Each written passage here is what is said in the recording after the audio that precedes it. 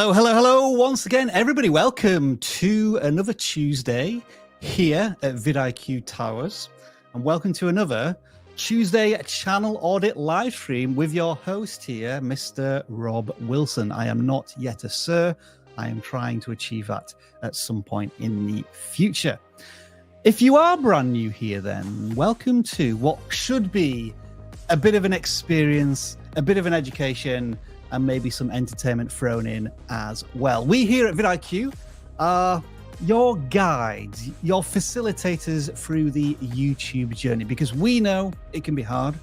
We know it can be frustrating, and we can also know that it can be very, very lonely, especially when you're creating in that vacuum of yourself. But we know where you are, and everybody in this chat right now also knows the same struggles, but also adulation of what it is to be a creator, to positively impact lives. And what we're trying to do with these live streams every single week is impact your creator journey positively as much as we can.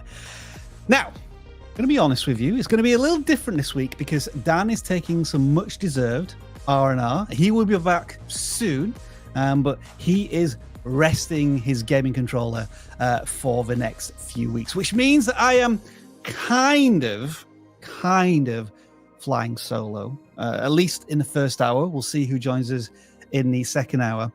Although we do kind of also have we're not going to call this person like a co-host. It's more like a supporting structure, a communicative arm, if that is even a word. But I introduce you to somebody who regular viewers here may be aware of. We roll him out every 6 months or so.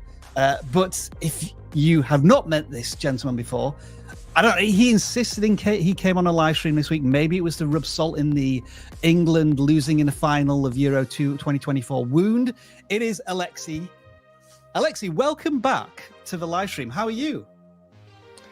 Thanks, Rob. Thanks for welcoming. I'm doing great. I was curious about the knighting thing.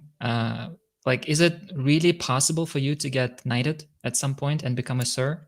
I think anybody can, yes, with enough of a, I guess, like in YouTube, a positive influence. A lot of it's done through like being an excellence in their field. So that's not likely to happen through YouTube, or like very charitable efforts. So I don't know how that's going to happen. So I know bribery, fraud, I've heard that's potentially a way forward as well. We'll have to find out. We'll have to find out, Alexi. Right. And to answer your other thing, I'm not here to, to gloat over England losing the final. I don't know if in the chat we have some people who are into like football stuff or soccer, because we had like 2 championships going on. We had the Euros going on in Europe. Yeah. And we had the Copa America going on in the US. Oh, well, I guess you can get knighted, right? If you get enough, signatures, maybe 10,000. If you asked everyone who subscribed to vidIQ, 2 million people asking for you to get knighted. There we go. That's how we're going to do it. So, folks, if you do want to send a letter to King Charles III, Buckingham Palace, I don't know what the postcode is, but it'll probably arrive if you just address it like that. And say, "Dear Charles, chum, I would like Rob Wilson to be knighted in 2025. Make it happen. Hashtag Rob for the crown." Something along those lines will be really helpful. And yeah, if you are a football fan, was it a good week? Was it a bad week? I'm sure if you're Scottish or Irish or Spanish, then it was a fantastic weekend, and Argentinian, of course. Now, let's get into a little bit more of the YouTube business here. I know for a lot of you, it is Amazon Prime days, like in the next 48 hours.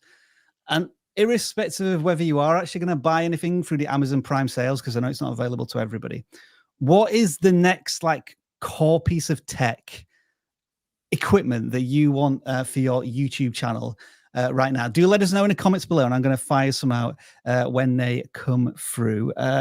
The most recent thing I got, I don't know if I could probably show it here. I can't really show it because my camera will just screw up if I try and show you. But I got one of those Elgato prompters recently. which is like an auto cue, but it's also tied into the computer. And I'm actually using it right now as bullet points. I think it was like a fantastic purchase for me. So that's the latest piece of equipment I got myself. But I'm interested to know what some of you are looking for. And that is Ethan Pass is looking for a professional mic. I'll always suggest a Blue Yeti to get you started. If not, this is the SM7B, which is kind of like the professionals microphone. You might want to take a look at one of them. Somebody was also saying that we're going to do a completely new build of their PC, Flow MacAwesome. That's a brilliant channel name, by the way. And what else have we got here? A secret Seeing Santa needs more storage. Well, presumably in the middle of summer, you're not that busy at the moment, so maybe you can organize your storage, delete some files if you don't need any Santa. And another one for a better mic there. Koifish Gaming, also supporting the Elgato prompter for sure. Most people wanting mics, it seems to me here, and hopefully you can treat yourself, hopefully in the future, or maybe today. Do check on Amazon Prime if that's available in your region. Hashtag not sponsored, but now I know that you want to get into the channel audits themselves. So what I've got to do, because I know there's a lot of new creators who join us every single week, is just show you a little bit of a tutorial. We call it weirdly onboarding, as a bit professional and corporate, but here's your onboarding in 35 seconds. And that was the wrong one. Here's the onboarding video. This is your weekly YouTube channel audit live stream. All you need to do is use the correct link in the description, fill out the form, and we'll consider your channel for review. That's right, channel reviews are free, but you can send us a super chat and watch us discuss your question live on air. If you submit your channel for review, expect the following. We will share with you our knowledge, experience, and passion as fellow YouTube creators. I want to give a massive shout out and thanks to our moderators who do an awesome job every single live stream. And that's your onboarding done. What channels have you brought us this week?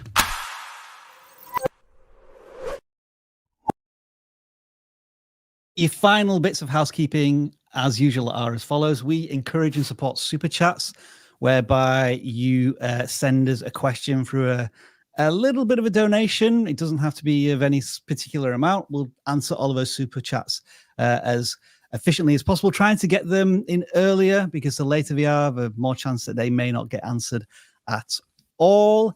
And as a final disclaimer, we have to be honest, with hundreds of you watching and each channel audit taking 5 to 10 minutes, we're not going to hit every single channel this week or any week.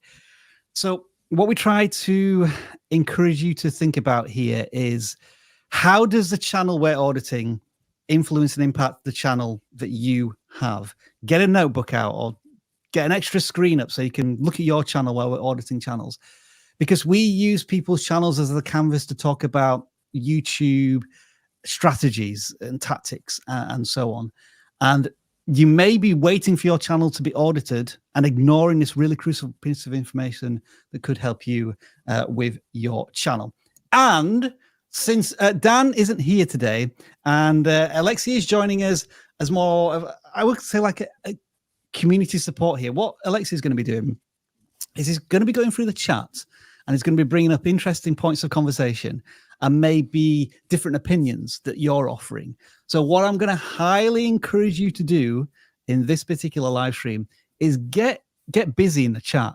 Get your typing hands dirty, so to speak, and give us your thoughts and your opinions on these thumbnails, these titles, channel focus, that type of thing. And we're going to kind of go to Alexi intermittently through the stream to see what he's discovering about what you think and how tuned into you as, I guess, a viewer or a pseudo strategist looking at a channel. With all of that being said, Alexi, are you ready to rock? Yeah, I am. And quite frankly, before we even review the first channel, I have this one from here, this comment, where I feel like you'll be able to pinpoint the exact video they need to watch.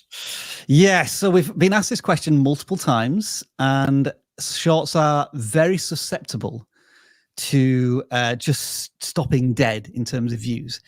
And the TLDR is that you can't treat shorts views exclusively as views, because there is no thumbnail, there is no title. You scroll onto the short. And so YouTube tests content through views as much as it does through impressions. And it has to test it with an audience. And if there's positive signals from that audience, then YouTube will test it with more people.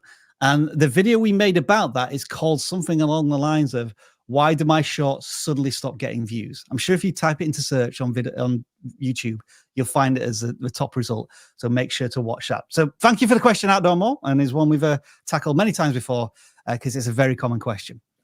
So with all of that being said, let's audit the first channel that's submitted in the forms. The forms are in the description, and we will be picking random channels later on. The first channel that's submitted goes by the name of Cez Gaz. And Cez, I apologize if I'm pronouncing your name incorrectly.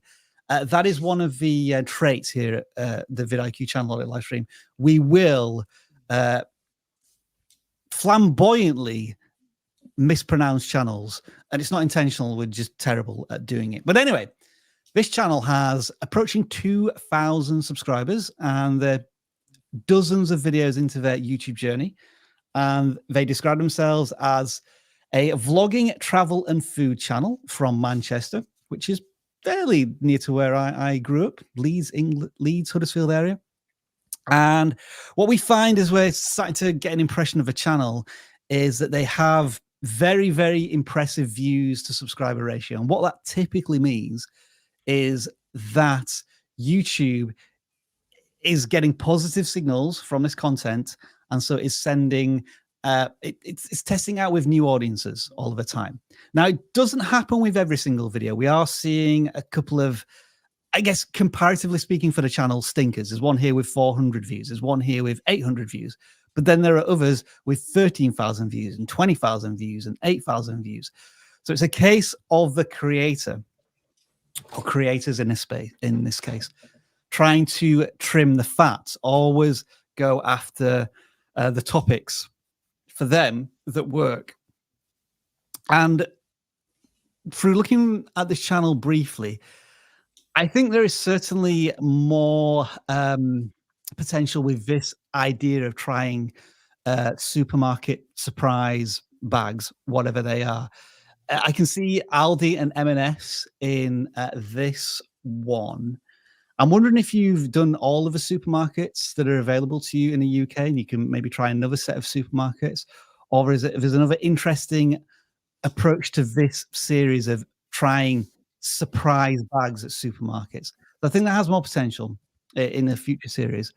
I also think that going to theme parks or well-known attractions and locations seems to be a winning area as well, because you went to Disneyland Paris here and tried them both in one day. And I think it also emphasizes the fact that you're not just a travel channel or a food channel with the videos. You kind of blend both of those elements into all of the videos, which I think is an interesting, unique selling point for your content and for your audience as well. And then I'm wondering if there is a particular title strategy that you could adopt on some of these. And I look at this one in particular where it says Gothenburg, Sweden's coolest city. Maybe there's an opportunity where you have location and then countries blank. It's like the coolest or the cheapest or the most exciting. That kind of titling strategy could be something that you adopt as well, based on the videos that are performing best. Thumbnail wise, I am pretty good with these. What I like is your consistency, which gives your thumbnails a branding element to them, even though there's not like a channel logo in there or anything. I would think that when a regular viewer to your channel sees your thumbnail on the homepage, they don't really need to put too much effort into knowing that it's a video from you and your channel and clicking on it. So it's pretty much all positive here. There are just those rare occurrences when you have these couple of videos that don't get more than 1,000 views. And what is the common denominator here? Another one might be that when you're covering the local area, like Manchester, people are that interested in it. And if it's a UK audience, Maybe they're more interested in the more exotic locations you're going to, which are abroad. But these are all kind of a bit of guesswork here. There could be other reasons. It could be the video itself had a bit of a different angle to it, and the watch time wasn't as exciting. But that's all I can pretty much bring out of this channel in the first few minutes that I've been looking at it. Alexei, what's going on in the community here? Well, we have like this very obvious question, since a lot of the titles are using caps. I would say that this is generally a creator choice, and there is one sense that, let's say you see this thumbnail, which is in all caps, on a homepage, and then you see, titles. You see other titles that aren't in all caps. That may just draw your eye a little bit to that title, but some viewers may think that that's annoying and it's a bit shouty. And so you have to gauge a little bit whether your audience appreciates that style of titling. Another thing to note as well is that they're using emojis in some of their titles, and that can be interesting and cute. I think I made a video on Friday which had an upside down smiley face, which I thought would add a bit of curiosity and intrigue to the title, and I think it worked because it was a 1 of 10 for us. It had a contributing factor to it. But yeah, I don't think there's any SEO or algorithmic advantage to it. It's how it's going to be perceived by the audience. But it is an interesting question to consider.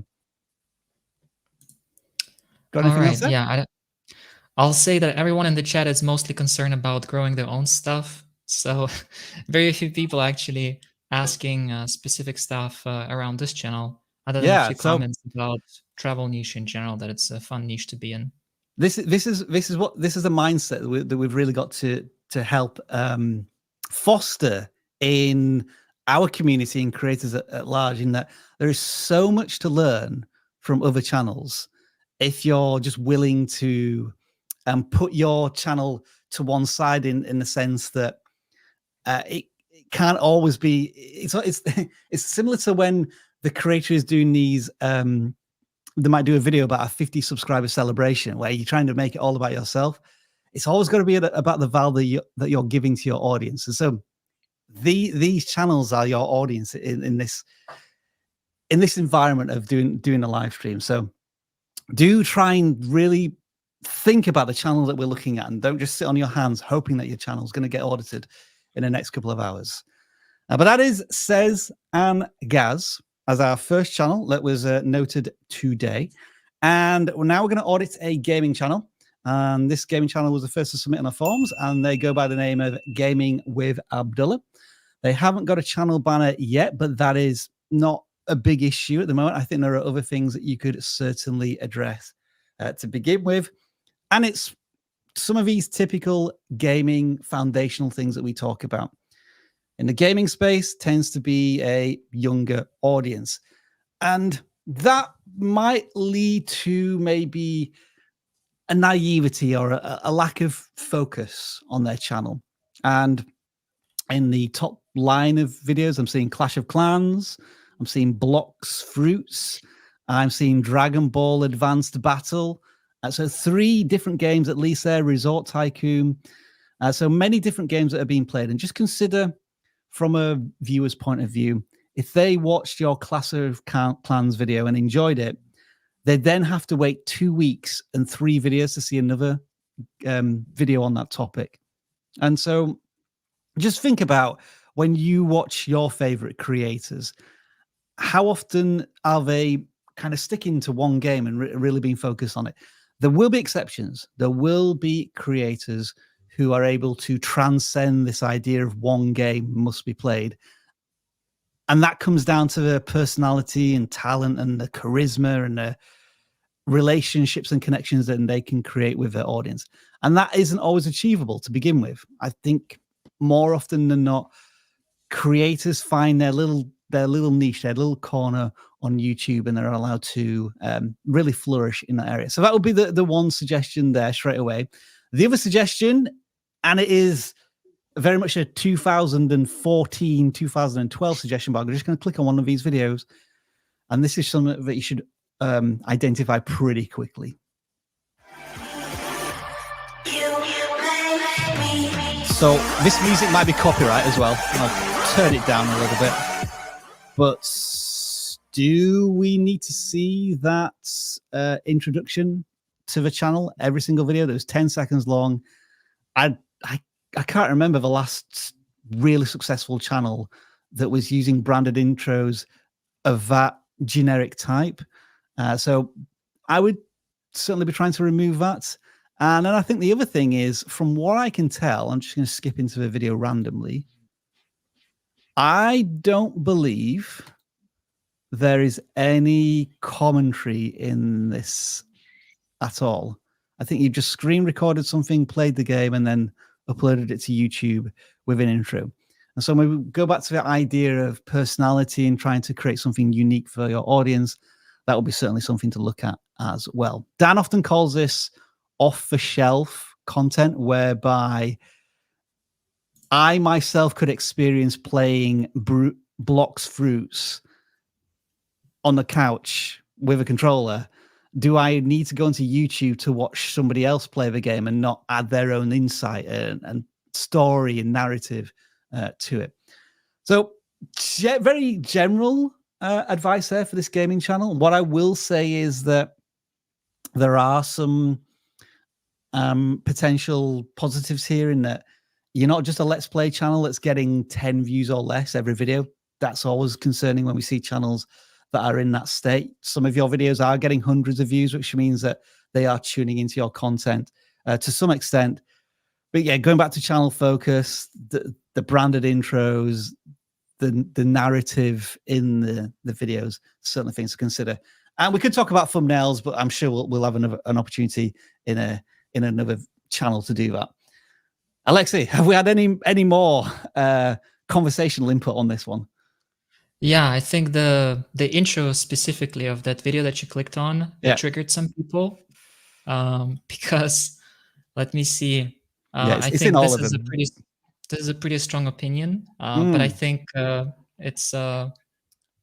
it has its place. Would you agree? I mean, disrespect is a little bit of a strong word here, but I think you just flip it on its head and say you should always respect and value the viewer's time. And YouTube is a mature enough platform now to understand that a branded intro like that is not going to add anything of value to the viewer's experience unless it's unique every time in some sense. So let's get into that content. We're going to look at a video soon which goes on about the hook being really important. We're going to see that. There is another one here, again, justifying almost that an intro has a place 20 seconds into the video, which is controversial. You can do. I mean, that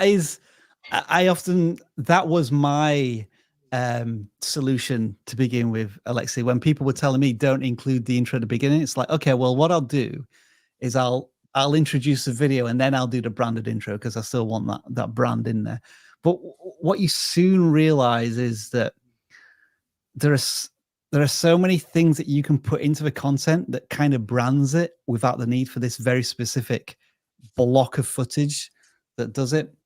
But yeah, general consensus here is that branded intros are a very old and traditional way of doing YouTube, and both creators and audience have moved on significantly since then. But that was anything else? Yeah. Curious what you think about this one. Like maybe this is a popular notion among creators where even if the content by itself is not great, if you cut it up into multiple parts, it gets more impressions and more views. Do you think this is a legit way to get a channel going? Cut into multiple parts. Oh, so this would be, what are we saying here? So if we take one of these videos, which is like 20 minutes long, and then cut it into 3-4 minute clips. Yeah.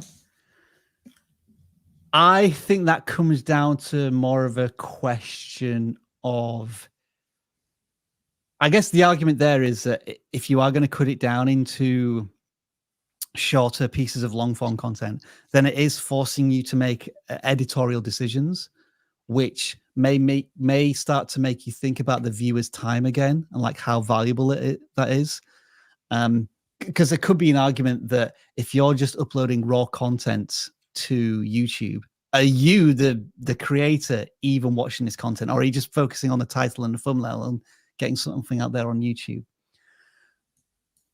But I think I think there is also an argument for you can have long content, 20-minute videos, but it just has to have that narrative, that storyline that's going to take you from the beginning to the end. All right. I think that's the end of our first gaming review.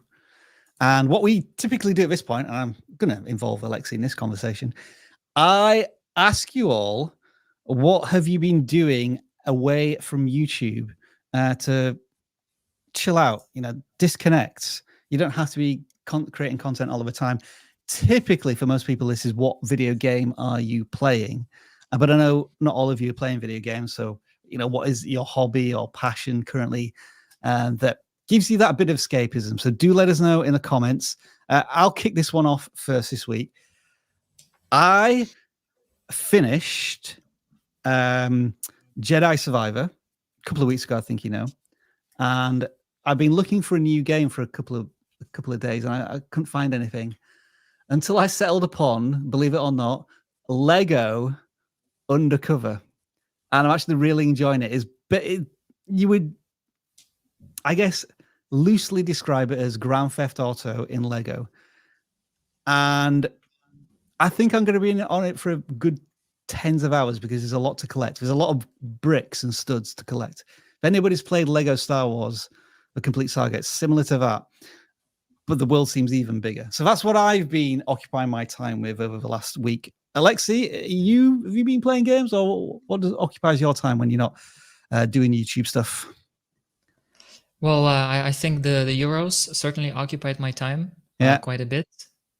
I'm also reading in the chat, people are playing some games like Path of Exile. I'm not playing that particular game, but action RPGs, that's something that I can appreciate, without naming any particular brands. What else? Yeah, in terms of deep stuff.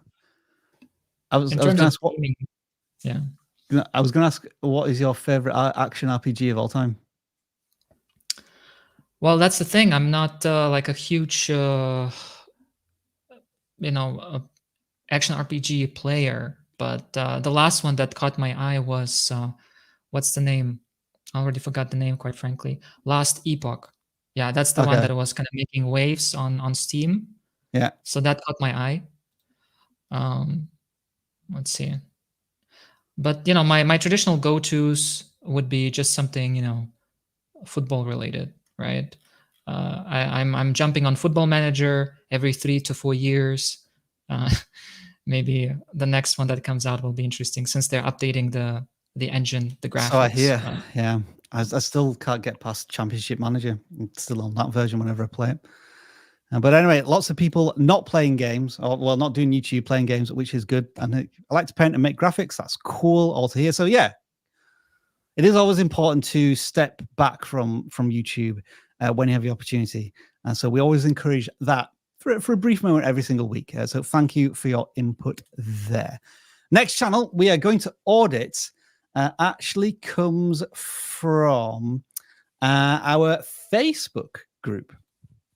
And our amazing community manager, Victoria, often throws these challenges into our socials, wherever they are, be it Twitter, Discord, Facebook. This week it was Facebook.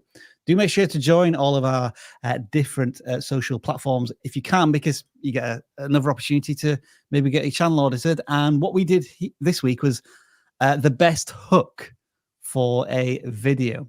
And whoever submitted the video with a really good hook, we were going to audit. So the winner of that little competition we had goes by the name of Virtual Chap. And this was the winning hook of their video. So as we're watching this, maybe try and let us know in the comments why you think this was a good hook for this particular video. And then I'll give you my thoughts when we finish watching maybe 30, 40 seconds of it. Bought a Quest headset specifically. Some of you bought a Quest headset specifically for this game. Grand Theft Auto San Andreas is in development for Quest 2. And what seems like forever, we've heard... You know what would help everyone if I actually shared the screen? So let's try that again, shall we? Some of you bought a Quest headset specifically for this game. Grand Theft Auto San Andreas is in development for Quest 2. And what seems like forever, we've heard nothing official, almost silence. But there have been a few trickles of information leaked from direct and non-direct sources that this game is almost certainly still going ahead and might just be partnered up to release with a specific headset. But this week is full of more than just San Andreas leaks. So I would say that was the main hook of the video, and I'll tell you why I liked it. First of all, it has this headline statement, which is what San Andreas Grand Theft Auto is coming to VR. That's like a holy moly moment. Like that could sell millions of headsets. And what it also adds is the credibility we heard directly from the Zuck that apparently Grand Theft Auto was coming or is coming to VR, and then kind of more rumors coming up as well. So like this big, I guess, shock and awe statement of something coming to the VR headsets, backed up by the man himself. So I think there was a good amount of visual movement in the hook, and the iconic music was there as well, and it just seems to be like a ongoing motion throughout the intro. So chef's kiss for me. I think that was an excellent one. Any comments there in particular about the hook that you saw? Well, I'm personally just wondering, how long does it take someone to edit this hook? You know, the video itself is 8 minutes, just this 15 seconds. Because in the comments, I'm reading, that's a lot of B-roll, and that's true. It's a lot of B-roll and all the other extra stuff. I agree. And one of the things I encourage creators to think about is you do have a finite amount of time to make a video.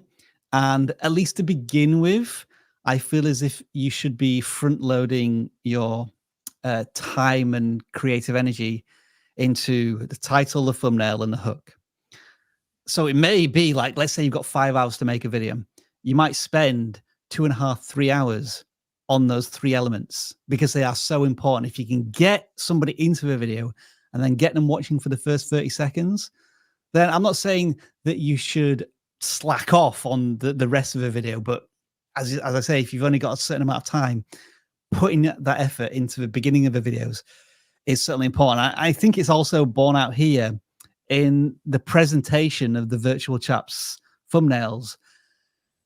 I think, I could be wrong, either this is like a really good thumbnail design or these are AI generated, but really, really well put together AI generated content. It just has that, I don't know, that AI sheen cartoon style to them. I could be wrong, but and this is a good example of a certain element of branding on a channel where they have this, I guess, Meta Quest notification box on all of their thumbnails. And in terms of the positioning, we always have kind of notification on the left side, important character or hero of the thumbnail on the right hand side.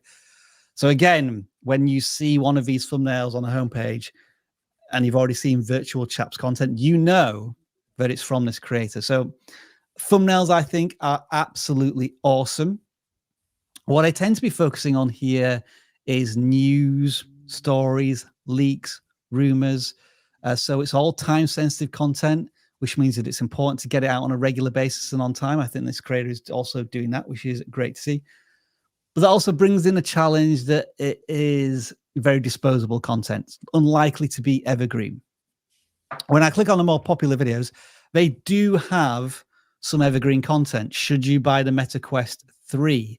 And you've also got some ones down here which are kind of reviews and exactly what you can do with your Meta Quest 3. So what I would be encouraging this creator to do is interspersed with these news videos and content is have every once in a while I don't know if you would call it a beginner guide or tutorials, but the thing that could, when somebody searches for content about a VR headset, find it at the very, very top of the search terms for months, if not years to come. Because I'm curious how often you do this. I'll just go back to the latest. Just briefly looking at all of the thumbnails. These look like mostly news updates from what I can see. This looks like to be the first one that was not so much a news update. It's a bit more of an opinion piece, a review, and that has, you know, over a longer period of time, more views. So it may be that these evergreen pieces of content don't jump out of the gate. There may be like a 7, 8, 9 out of 10. But in 3 to 6 months' time, you'll slowly see that climb up the view counts on your channel to be some of the more dominant stuff. But in terms of the packaging and the current news strategy, I can't really fault it. I think it's fantastic. I know there are other creators in the VR space who are dominating as well because they were early adopters to the technology. So it might be worth just searching through their content and see if there's anything that could be repurposed, repackaged by yourself in your own voice and style. And so do check that out. But in terms of the channel, I think at 25,000 subscribers, view counts tens of thousands, like really consistent for all of their content. Excellent to see. Anything from the community side there, Alexi, on this one? Yeah, quite a bit. I think when you start looking at the channel, a lot of people pointed out how good the thumbnails are. And then once you started like thinking, okay, is this AI? Is this combination of AI? I think people are kind of have figured out that this is, you know, partially AI, especially the characters. And what I'm seeing is a little bit of a discussion, right? Because in the beginning, everyone has said, look, these are great thumbnails. And as soon as, oh, some of these thumbnails are generated with the help of AI, all of a sudden you hear voices, you know, like this one. You know, AI generated characters in the thumbnails and all that great. Yeah. So I'm curious what the chat thinks, like, because I totally understand there are like two camps, right? People who like AI and people who are a little bit skeptical about AI. And I'm curious if the chat would agree or disagree whether the way Virtual Chap, this channel that we're looking at, is using AI for his thumbnails is kind of like the right balance to use AI, because again, it's not all AI generated. Yeah. It's kind of half and half. So I'm just curious what the chat thinks. Yeah, I think there's a certain individual flair and style that's been injected into perhaps the AI components of these. If I was to guess, I'm thinking that they are AI generating the image of the characters, but then they have a template of these meta quest notifications, which is their unique positioning on the thumbnails. And they have the skills, certainly like in this one, for example, they will have had to have generated this through AI, then maybe gone into Photoshop to be able to put these notifications behind the AI character. And so that's where I think they're still putting in, they still have an artistic element to them, an individual artistic element, which makes them unique. And they're just getting this AI image just allows that awesome, I guess, secondary aspect of the thumbnails to be implemented into them. But yeah, I can't fault this channel. I think it's doing excellent work, and I can only applaud them. It's the audience is split because I'm seeing like comments in a row saying things like it's AI art is an abomination. So yeah, it's a fair point, and you know, you may not click on this video, but I would argue that the majority of viewers are, I guess the viewers who are clicking on these videos are not necessarily taking the creator apprehension to AI generated content, but AI is like auto-tune, it removes the soul. I think, again, I would argue that in maybe more than half of instances of AI use in thumbnails, I would agree with you. But I believe that, especially when you go into the hook of the video as well, the creator is building something in AI and then putting his soul into it. to a certain extent. But hey, this is a healthy debate and conversation. You're more than welcome to argue and disagree with me in the chat. But there must be a reason why this channel is succeeding with the view counts that they're consistently getting every time they upload a video. And this is tough, Alexa, you finding these challenging conversations. This is a very different type. Usually I just speak to Dan and he agrees with me and then we move on. But yeah, it's bringing up some interesting debate and conversation there. Okay, I think what we will do now, and this is something that we frequently do on the live streams, is I have to change the background here to make it clear to all of you that we are going to now start looking at some super chats that have been coming in. So these are outside of chats that Alexa's been finding in the community. And so we have our first one coming in here from Nine Finger Wrenching, who I believe is part of our coaching program as well. Been a member here for 13 months. He must be one of the originals. I think we started vidIQ memberships about 13 months ago. I need a suggestion on a wireless mic for DJI Sony. So this would be a wireless mic for your camera, or is it a DJI? Would it be one of those action cam gimbal things that you can get? I myself have been trying to find a wireless lav mic and I have not had any success to date. I'll tell you the one that I tried recently, which I thought was going to be the solutions, but didn't work for me. Maybe it will work for you. I'm just checking on Amazon right now in my orders to remember what it was called, because it came with 2 microphones and it seemed pretty good, but it just didn't work for me. But just bear with me while I find this somewhere. Oh, I bought too many things. I'm never going to find this. Hang on. What if I type in microphone? It is called an Holyland Mark II. Let me just bring this one. So I tried this a little while ago, and it's on Amazon Prime as well, if you're interested. So with Amazon Prime, you can always return it if it's no good. Excellent battery life, and it just worked. But for me, the audio quality wasn't great. Now, that might have been because it was in an untreated room, but that would be a suggestion for you to try. And also, obviously, I welcome suggestions in the comments as well.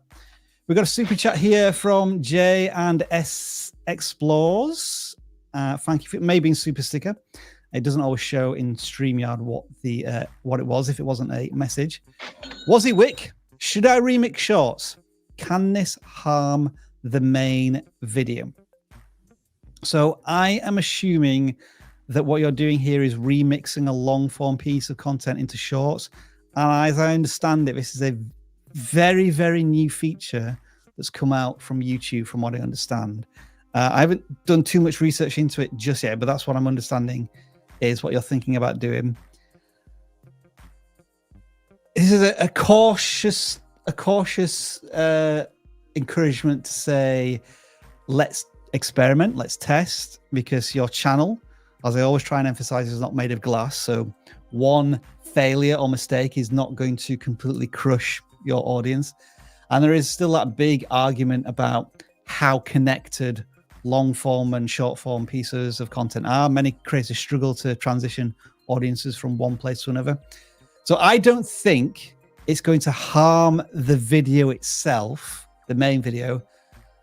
But at the same time, I'm not sure how much success you will have from trying to convert that long form piece of content into a short.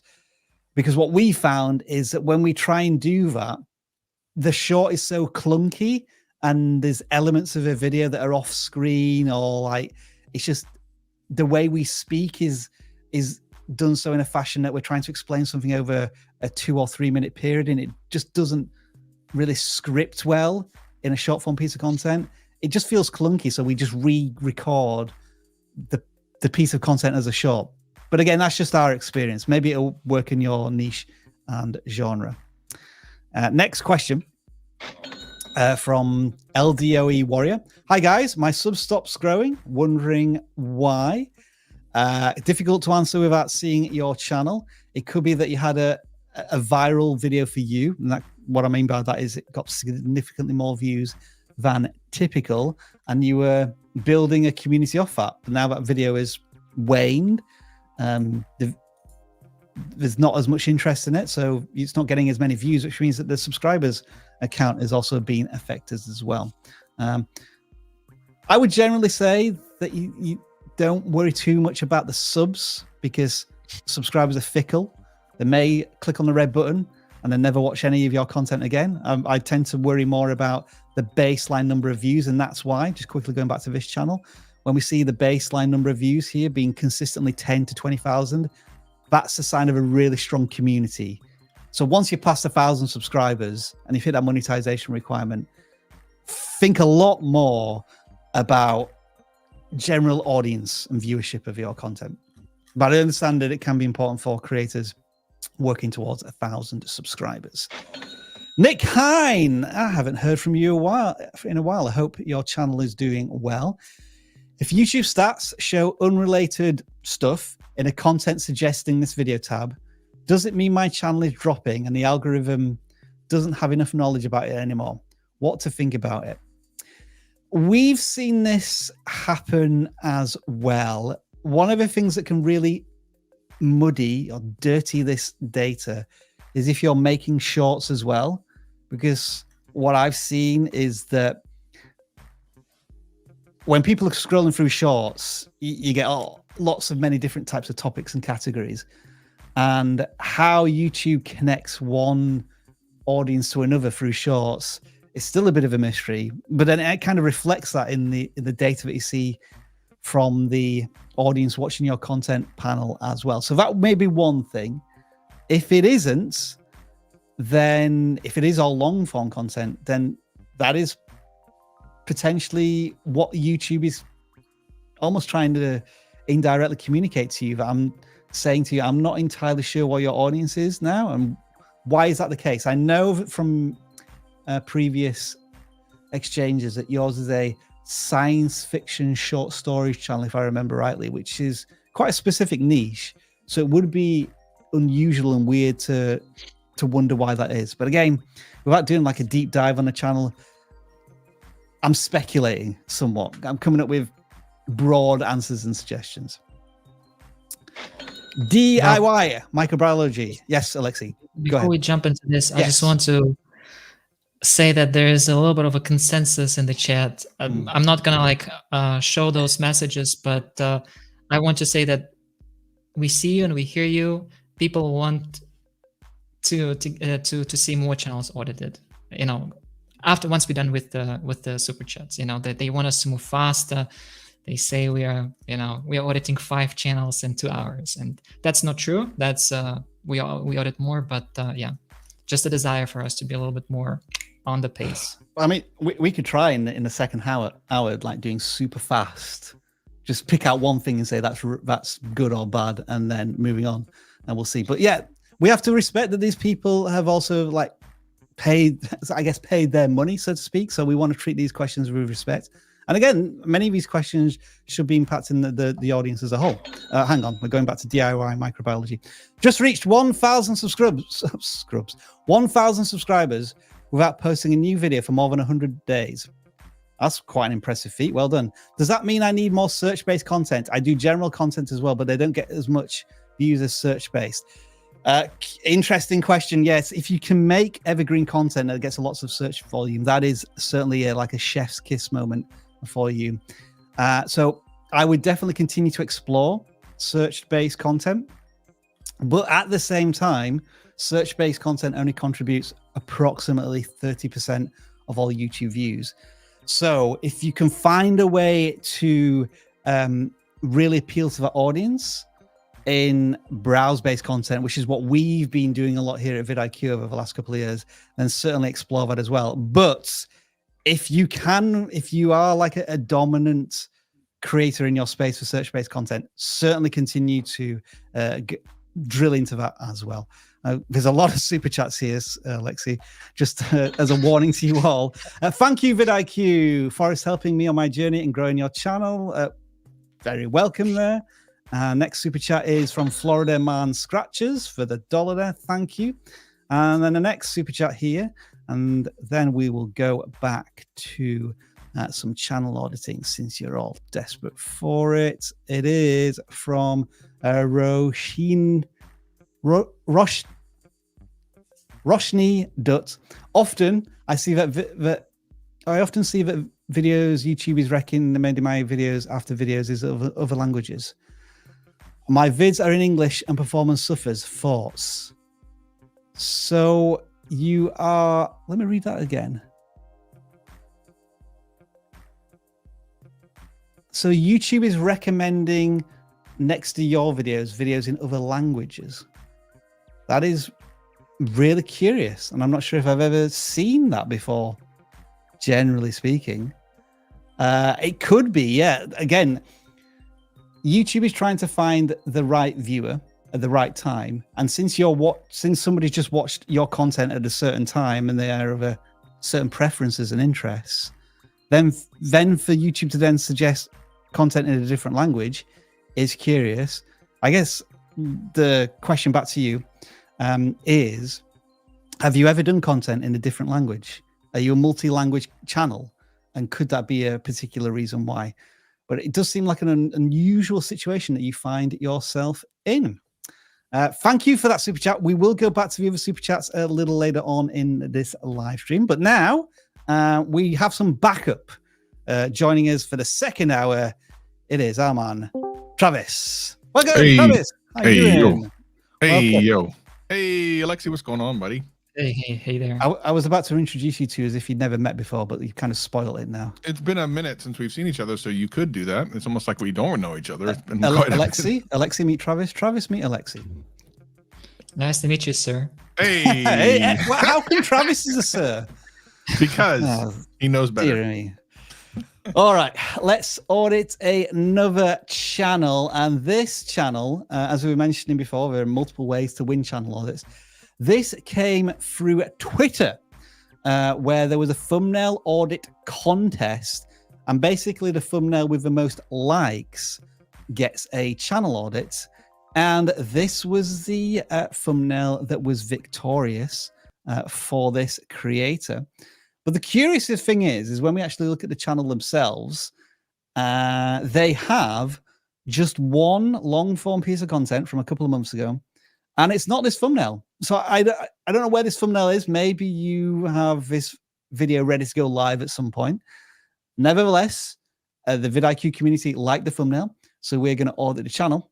And what I would typically say for a channel that's predominantly about shorts, this might be a hard channel to audit. But actually, I think this channel is nailing everything pretty well. First of all, channel focus. It is on a particular game, which is Apex Legends, and we can see that in all of the titles, pretty much. That's awesome to see. They're being really consistent. And then they've got this really interesting titling structure, where it is a blanker percent of players, people, Apex gamers, don't know about this, or missed this, or forgot about this. So there's that concept of fear of missing out in the titles, and I think that works really well. And then the final point is that I think they're just making almost perfect shorts, and we'll demonstrate by playing one of the shorts, the most latest one, which I'm going to unmute. You stop dying in Apex. Dead slides are bad. You don't want to hit dead slides. So to avoid hitting dead slides, just watch those hands. When your hands start moving like this on the screen, that's when you know you have the perfect speed to hit that slide jump. If this helped you, make sure you guys hit that subscribe button. I hope you have a great day. Super simple tip that'll help you stop dying in Apex. So I just want to play the hook again there because you may have missed it, but it's very efficient. It told you everything that you needed to know. And I almost think that it was so fast that you may need to watch the short twice just to fully get everything, which is a good kind of retention hack. Like it wasn't, you weren't overwhelmed with what was there, but it was at quite a pace. And I think that's an interesting tactic from this creator. But yeah, creator at the top, demonstration of what they're talking about at the bottom, good layout for the shot. I don't really have any complaints here that I can find. Then top front over to you a little bit, Travis, in terms of, again, unbelievably consistent view counts, like almost 10,000 views every single video, with a few trashy exceptions where they get 100 views, and that can just sometimes be the nature of shorts. Anything you can add there? Yeah, no, I think understanding that they're being so consistent on views really means that they've done something that, you know, most creators strive for, which consistency is almost never a thing on YouTube. You'll see so many channels across YouTube that'll get 1,000 views here, 200 views there, 16,000 views randomly, because they don't necessarily understand the audience. And it looks like, I don't know what the Spider-Man stuff was about, but certainly has something going on. But they were consistent then too for the time, like 2000. You know, it's interesting. So feels like that they kind of have an audience that are attacking, and they're going after kind of the similar audience every time, which is great. They have experimented with different games, like they were playing Warzone to begin with, and then I think they moved on to, was it they just went from Warzone to Apex? Maybe it was.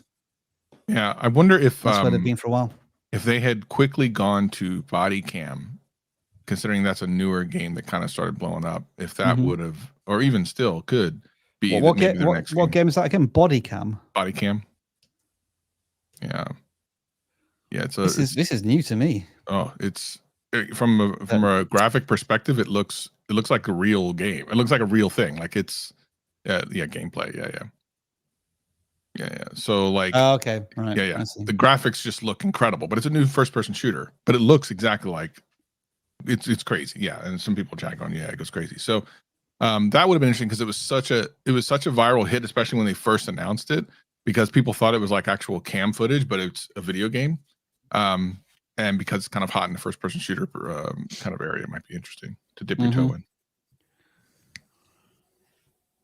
So yeah, it's, our first shorts channel, Alexa. I don't know if that's introduced any new conversation there in the chat about it, about shorts. No, but it reminds me of the previous conversation that was happening in the chat where a lot of people were saying, why am I shorts stuck at 10K views? And it looked like for this channel, it's similar. You know what's funny about that? We literally shot a video about that exact question, because Jen and I went on Reddit a week or so ago, and we noticed that consistently people are asking why their shorts views stop, and we kind of know why that is. So we made a video about it. We shot it last week, and it's being edited as we speak. So we'll definitely have a longer form answer for that. But what were you guys talking about? That is interesting though. I've just sort of by most popular. You would usually expect. Hang on, let me refresh here. I want to make sure there's chicken. No... So the latest videos 9,000, 10,000, 11,000, 500, 100, 11,000, 10,000. But I want to click most popular. 11,000, 11,000, 11,000, 11,000. That is what I would best describe as a statistically consistent anomaly. Let's try and say that again quick.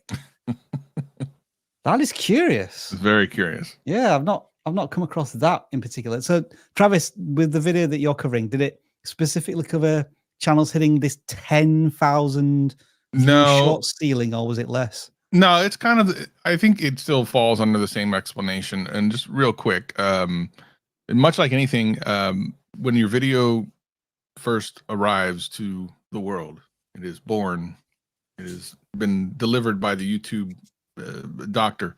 The viewers that are online that it gets shown to have an option to either watch it or not. In this particular case, swipe left on it, or swipe up, I guess, past it, right? But it's only going to have an opportunity to go to the people who are online at the time.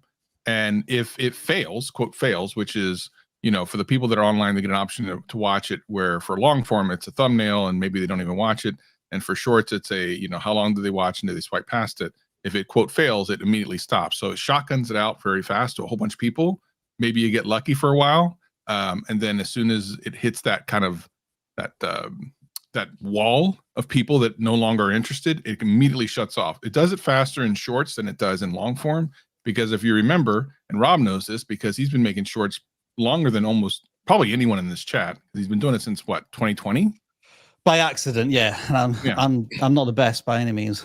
Yeah, but you were doing it since then. It used to take what, 2 or 3 days before it ever hit a short shelf. Like it took a long time. Now it takes it within the hour. So when you used to do them, it would take days and it would get views for days. Now it's compressed. YouTube's actually optimized that to get it done very fast. So you'll see your thing spike and then die. So. Okay, I'm glad you filled a bit of time there. My computer is just completely broken. Can you see me still? Right. Yeah, because I can see you. My browser that was controlling StreamYard has just gone. It's vanished. That happened before. I can't control it at all. My my Windows taskbar has now disappeared, which is awesome. Is this working? Can I do that? Right. Yeah. I don't know how. Maybe I should try and keep going here. Well, I can't see any comments or anything. So all right. Yeah.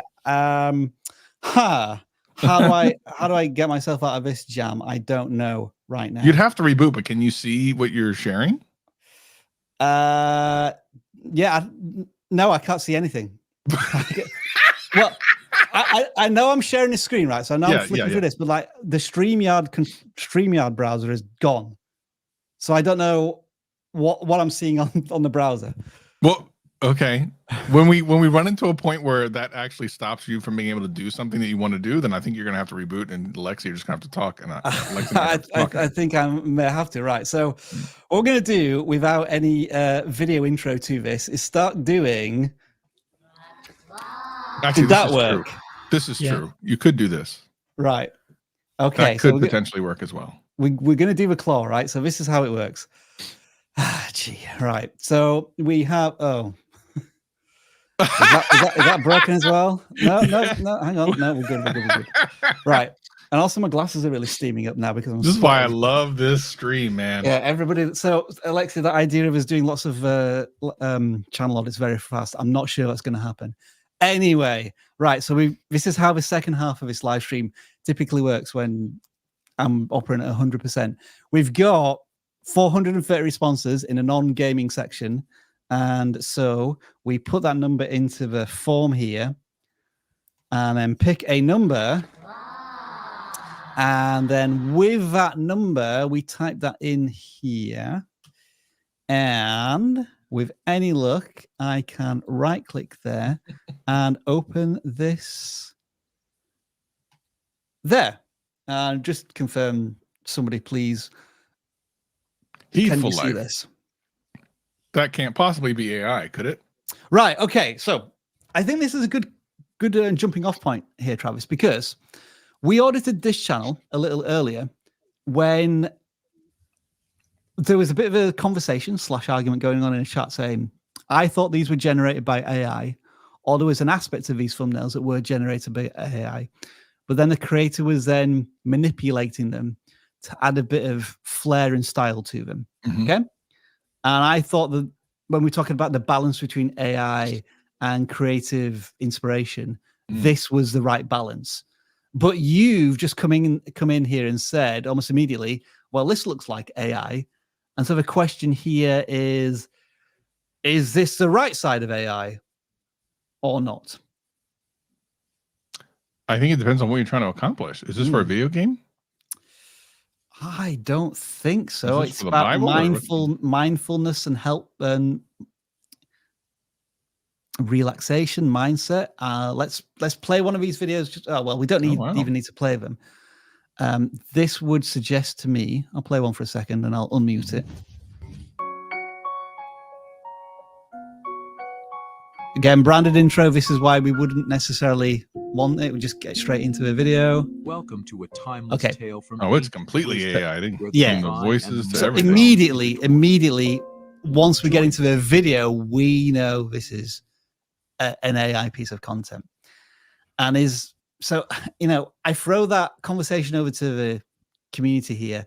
Is this the right side of AI or not? It's a faceless channel built upon probably a lot of AI constructs here. Now, I'm curious. Can you real quick? Go ahead. I want to hear what you have to say, but can you click the one with 819 views and see how many comments and likes it has? I'm just curious. This one, yeah. Okay, sure. 16 comments. I'm just curious what people are saying. Nice story. Watch this many times. Nice animation. Yeah. See, so I feel like I've said this many times. There's a type of video content for just about everyone in the world on YouTube. There's always a viewer for anything, right? And definitely as creatives, we might have a certain feeling about content like this, but I have a feeling there are a decent number of people that would watch this and not have any problems with it. Another argument might be that I haven't seen too many faceless or AI generated channels specifically approaching mindfulness with this visual style. So that might be something that sets it to a unique style. The problem always is with AI content is it's really difficult to defend your uniqueness and your audience, because it can be very easily copied with similar content. Any conversation going here, Alexi, about this channel AI wise? Well, how about this one? Well, I can't. You're gonna have to read it out because I can't read anything. Oh, that's right. Yeah, because I was showing a few comments. All right, just for you. Yeah. Well, this user says, it pisses me off that this gets more views than what I take several weeks to make. That's certainly the typical comment of a creator who's putting in many hours of work. I think there was a tweet recently that on our channel which kind of summed this up, though, wasn't it? What is it? The algorithm doesn't care how much time the creator puts in. It only cares about how much time it's watched by a viewer. I'm trying to remember exactly what the quote was, but it was a really good one. And that it's kind of like the cold-hearted response to that. It's like, well, true, you may be putting in tons of hours and effort, but does anybody watch it, and does anybody enjoy it? That can be a challenging question to comprehend. There are very few times when I watch content and I go, gee, I wonder how long it took them to make this. And the only times that I do feel that is when it's something spectacular, something that probably took so many hours that, like, you have to think that. Okay. So you have to get out of the mindset of it. This took me so long and I didn't get this many views. That's not the point. The point is that you put out content that YouTube could figure out who would like it and then put it in front of those people, and then those people actually like it. That's the name of the game. I get it. Trust me. I know I've had many 10 of 10s that I put out and it's been frustrating, and I get it. I totally get it. A lot of 1 of 10s as well. But at the end of the day, it's about making content that people are going to connect with, and hopefully make it easy enough for YouTube to help you should help it find those viewers easier, quicker, with content that's going to be discoverable. And then just very quickly going back to this channel. Yeah, that's the window that's broken. So yeah, I definitely can't see anything. Very quickly going back to this channel. In terms of cadence, I'm assuming that if you are a AI channel, there could be an increase in output here, because it looks like you made a few videos 6 months ago, and then you've made videos like once every week for about a month, and the videos aren't particularly long. I sense that if you wanted to really give this a good try, you would try and increase the quantity of the content. But again, I may be wrong. Maybe this does take a long time content to create. Here's a really interesting comment, Rob. Traveling with Russell says, like Travis said earlier, there's an audience for every video. Heck, I make supermarket reviews and have videos with millions of views simply by walking a supermarket. Never heard of it before. Unsurprising. Yep. Unsurprising to me. All right. I'm going to audit another channel. And let's do another non-gaming one. We are gonna do some gaming channels, but given the lack of knowledge and experience on staff today, we may be a bit light. My fastest growing channel was a gaming channel. All right. Well, we'll do a gaming channel after this one. Settle down. All right. Isn't it amazing how the one thing that's working flawlessly and always does when I'm hosting is the claw. All right. Anyway. This channel is a lifestyle channel, and they're called Kaelin Floyd. And this is what they look like. Approaching 250 subscribers. I'm going to ignore the thumbnails temporarily. I just want to try and get a channel focus here. And it looks to be beauty products, I think.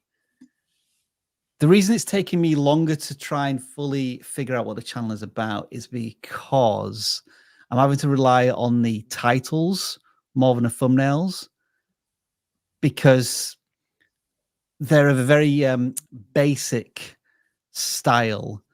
And I think maybe this might be the channel, Travis, where we get into talking a bit about the thumbnails. So there's a couple of things at play here. I want to see what Alexi says, because I'm pretty sure he's picking up what I already see, but I'm just curious. What do you think when you first see this, Alexi?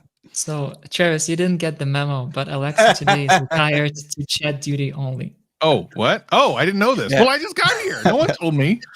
No one told me. We should have mentioned that. All right. Well, that's fair. All right. Anyway, one of the things that as a smaller creator, again, like I talked about earlier, is you should help yourself get discovered. And in the without even looking at the thumbnails, the titles alone are not helping her find views. For example, the Haagen-Dazs butter stuff. I mean, the name Haagen-Dazs stuff does help, but for things like bubbly, fresh, and clean lotion, I mean, that's just very, very generic. Body oil for women, very generic. Tripod review. There is no more generic title out there. So.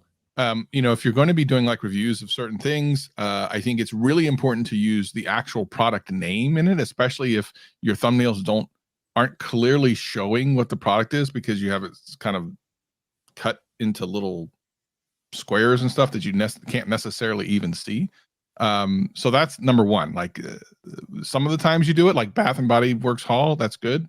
You use the right terminology there, and then sometimes I think you're using titles that larger creators would use, and you need to stop doing that. Help yourself. Use some SEO friendly titles for some of this stuff, especially as you're smaller.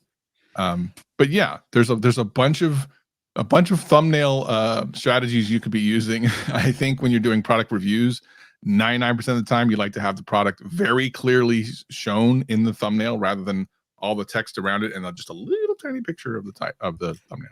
I often call this type of titling file name titling, whereby this is how you would store it on a folder in your computer for reference. But when you're trying to appeal to a viewer who's determining what to click next, there has to be like excitement and intrigue. So there's a bit of a hint here of Nicki Minaj perfume being wow. Can we get a bit more insight into that? Is it because of the fragrance or the cost or the fact that it's a rare item to get at the moment? Why was it so exciting to review this product, to give excitement to the viewer? And then I'm thinking, Travis, just to almost start again with thumbnails, my thought is, let's just do some thumbnails where you have yourself on one side. I don't know if this is going to work because I can't see myself on camera, but you have yourself on one side and you have like with a smile and just have a product closer to camera, so that it's focused in on the product, and like maybe one piece of text that describes like whether it's cheap or like it's fragrant or it's amazing, like something that emphasizes your feelings about the product. Yeah, I totally agree. What I want this creator to try and get rid of is these harsh backgrounds. And I think the best way to try and test that right now is to just have full pictures of themselves. Don't worry about the background or anything that you're taking a picture of. I think that's going to look better than what we currently have. Totally agree.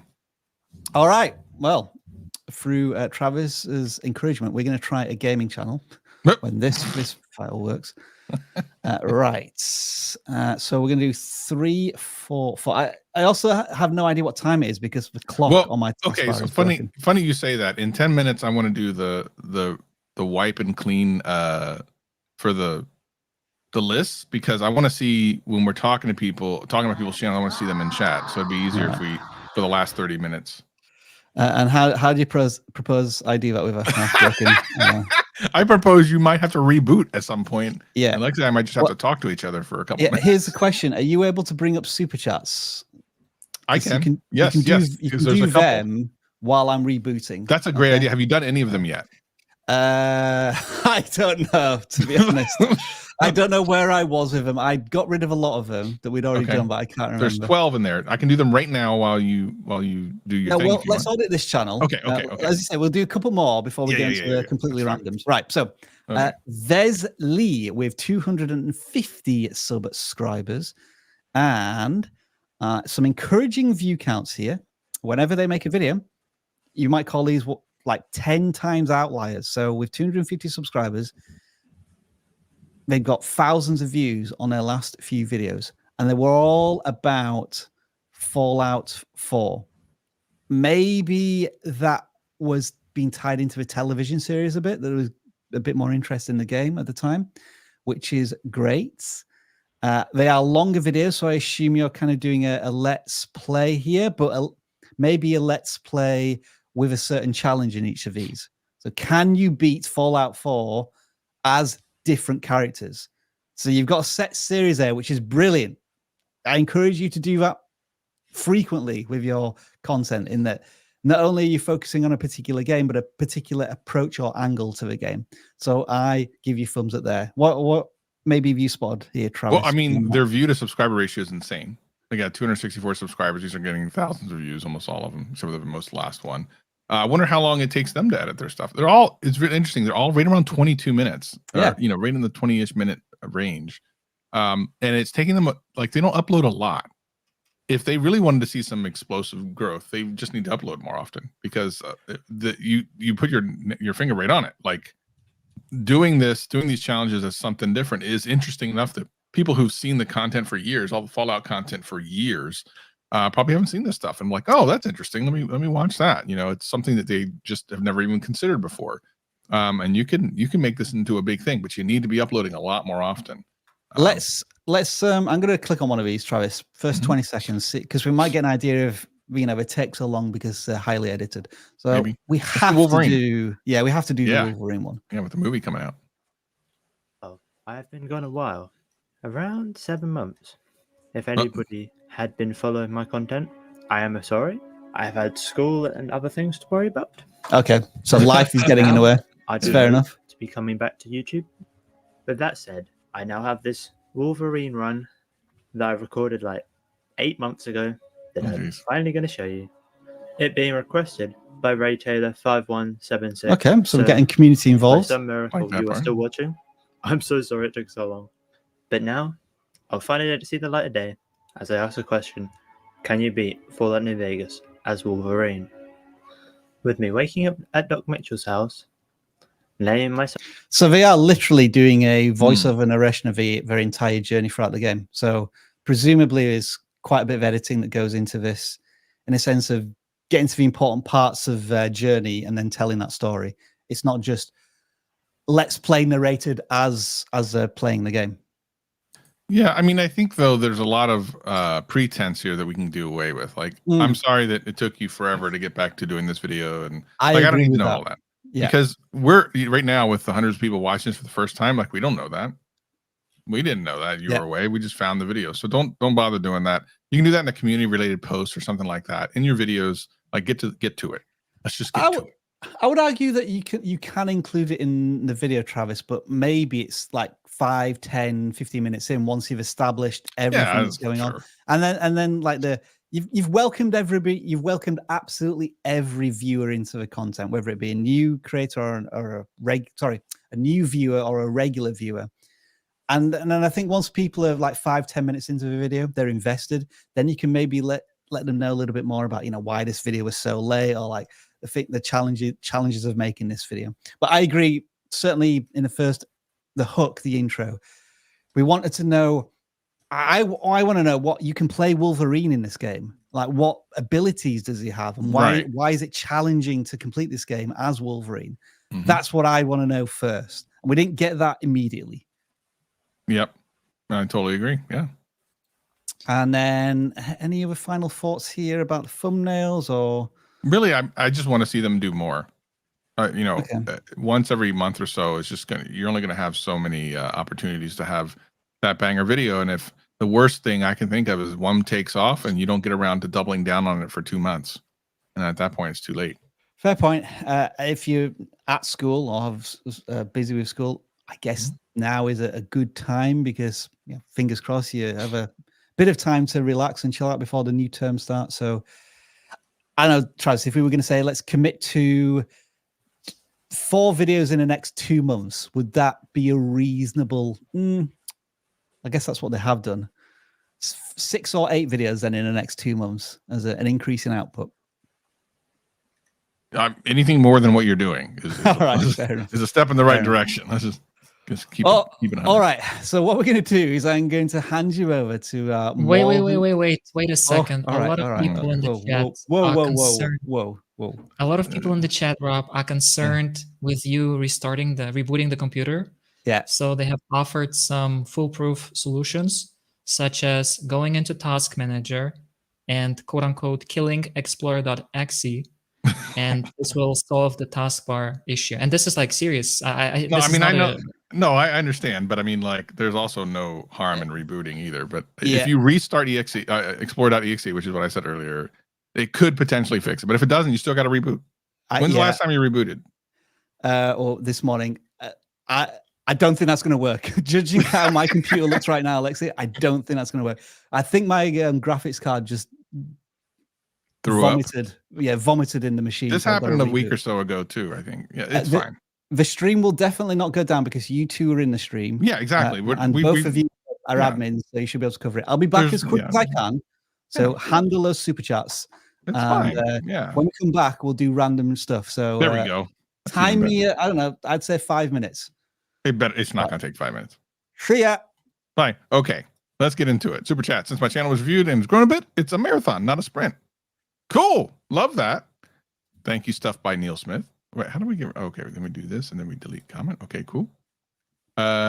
This is interesting. You can, in here, when you're reading these, you can actually put the person in timeout afterwards. Like, thank you for paying, and you're in timeout now, which is kind of funny. Kind of funny stuff. All right. Here's another one. Thoughts on live streaming old vids, Vert and Hearts. Thoughts on live streaming old vids. Live streaming old vids? Like just streaming old videos you have? I mean, that's an interesting. I've never heard of that before. I can't say that I've ever heard of that before. Is that a thing, Alexi? Am I missing something here? I think there was some chatter maybe back in the day, a year ago or so, where what's the PC channel? Like one of the biggest ones. They like build Linus PCs, review. Exactly, Linus Tech Tips. They had like access to some kind of like special streaming feature where they could just put their library on. So they had access to this streaming feature, which allowed them to put their back catalog of videos into a live stream, and it would just stream for like 24 hours. Not sure if this is like an inspiration to do it manually, but I agree with you. This is I don't know. I think people want to come to a live stream to talk to you live. Hit 1K subs, but I don't have a niche coaching. A niche coaching. Okay, you don't have a niche coaching, or is it? I don't have a niche coaching. Grammar makes a huge difference here, because if you don't have a niche, coaching, then if you have a question about coaching, you can go to vidiq.com/ I think it's coaching. I think is the page to find out more about coaching. But sometimes commas make a difference. If a short blows up, should I wait before posting? For long form, I would always say yes. Shorts, I don't think that matters so much. I don't think it's as big of a deal. But I guess my question would be like, how long? If you throw a short up and it blows up a day later, are you not putting another short up that same day, or are you talking about like 2 days later? For me, long form, I always wait if something's blowing up. Shorts, I don't think it's going to be as big of a deal. Why do my videos get good CTR and get no impressions, but the ones with bad CTR get a lot of impressions? I think the reason that your videos with quote bad CTR get a lot of impressions because they get a lot of impressions. So it's the other way around. Your bad CTRs are because you get a lot of impressions. It's not just because you have good CTR. That makes sense. Hey, Rob. Hey, I'm just pulling all the screens back together. I think I'm alive now. Channel makers implied data stored in test compared to as basic arbitrary selected. Do I agree? I personally do not agree. But I do not agree based on the way that they tested it. I've actually spoken to them in a Discord briefly, shared my thoughts. I love test videos like that where they where people go out and test theories on the way YouTube things work. I don't believe that the way they tested it proved anything. I loved it. I loved the content. I thought it was great. What do you think about the promotion tab for growth? We've actually done a video about this. Jen and I did a video over on the new channel. You can, well, wait, is it out yet? It's here on the main channel. We've done a video about this. It's not something you should use. You should probably go watch that video. I forget what it's called. Let's see. Let me see if I can find it real quick. If this person is even still here, you should definitely go watch that video because it's excellent. Anyway, it's on our channel somewhere. All right. We don't got time for that. Upload once every 2 weeks. It takes longer to research a topic. How do I get ahead? I'm struggling to make videos and every 2 weeks. Well, Rob, thoughts on long form videos that take long to research? For me, it all comes down to the quality. I think you have license to spend as long as you want on a piece of content if it is irreplaceable. If no one else can copy what you're able to do because you put so much research into it and it is so different, and most importantly, there's an audience for it, then you have permission. But if the data is telling you that you're spending weeks on these videos and you're not getting any views, experiment with putting in a lot less research and another approach to that content. Are you all right, Travis? Your webcam's now going. I had to fix that. Yeah, I need to fix. Thanks. Where are we at with Super Chat then? I'm trying to. Well, we're still got a little ways to go. Hold on. Greek Odyssey, right? Okay. Yeah. So now this one. My old channel is 100,000 views a month from the last 6 years from 10 compilation videos. If I post 50 original videos, will my channel get monetized? So it's 4,000 watch hours every year, so it's rolling. If you're saying that, and its views have nothing to do with it, unless you're talking about shorts, but shorts didn't exist 6 years ago. So 50 original videos on your viewing, if you get 4,000 watch hours and 1,000 subscribers, yes. Correct. Yes. I've just done a short about this, trying to explain for the 79th time how public watch time over the last 12 months works. Like, it doesn't matter how old the video is. The video could be 15 years old. It's a watch time from the last 12 months on that really old video that counts to public watch hours. All right. Do you private consultations? vidIQ does. vidIQ.com/ is it coaching or let me look real quick. vidIQ.com/ Yes, we have a complete one-on-one coaching program available to you, which Travis is hopefully getting the URL. Yep, it is /coaching. I'll put a link in the chat. Cool. Boom. Okay. Love your extension. It helped me out a lot. Thank you. Well, thank you, D-Light. Extension's great. We're adding a whole bunch of new stuff to it. You definitely download it. It is free. We have some paid stuff on it, but there's tons of free stuff you can use today. Submit a channel for review if you also need submitters in chat. Try that. Tommy says, I'm a general creator, and I've grown almost 5,000 subs or 1 million views. Congrats. Nice. Basically, well coffee talk every morning, 7 a.m. What are your thoughts? That sounds awesome. I love that. If you can create a channel where you're just like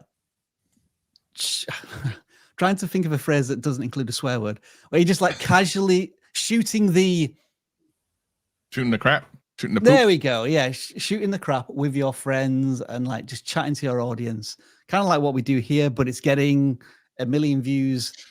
That's cool. Keep doing it and lean into it. Lean into that idea because that's, I guess, your unique personality, which is what's drawing an audience. All right. I think it's Peja. What's important? What's the most important part of thumbnails? Mine seem to be missing something. Niche dependent. I don't want to give like a general like it's just this is all you have to do and then it works. It's not. For example, a thumbnail for a successful chocolate cake video, everyone knows I'm going to talk about chocolate cake, looks completely different than an unclog your toilet video. We are going to talk about thumbnails in an upcoming boost video, but I think what's like the primary thing that whenever you click something, Rob, you're like, yeah. So my annoying answer to this is what is typically missing typically missing from most thumbnails is simplicity.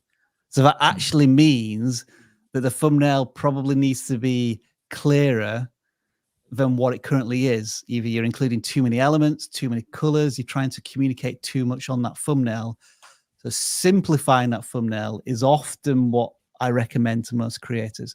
So it's not that you're missing something, it might be that you're including far too much in your thumbnails. But again, that's just a general assumption. I love this next one because it's basically a promo for a video you have coming out. You want to read that one, Rob? I have been informed by many followers in my Discord that they are having issues finding my videos channel as of late, and we can't figure out any ideas why. Okay, so what you might want to try is something called restricted mode. Okay, so that's if you click on your profile image in the top right corner on the desktop browser, there's an option called restricted mode. Turn it on and see if all of your videos are still there. Because when we tried it, some of our videos disappeared. And when we audited the channel last week, all of their videos disappeared.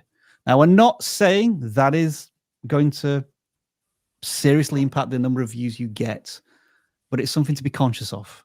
And yes, I have made a video about it. It's coming out soonish. It's a good video. I saw it. Thanks. I appreciate it. I thought it was really good. Should I make a new channel? Because I didn't up for 1 year. No. Not unless it's completely different content and you have a lot of content. The other one. Just get back into it, start creating. It's Christmas, Old Man Gibbs again. Look at this. Santa Claus is back. Always does this. Remember to, whoever gets these memberships, I still, to this day, don't know how memberships are gifted.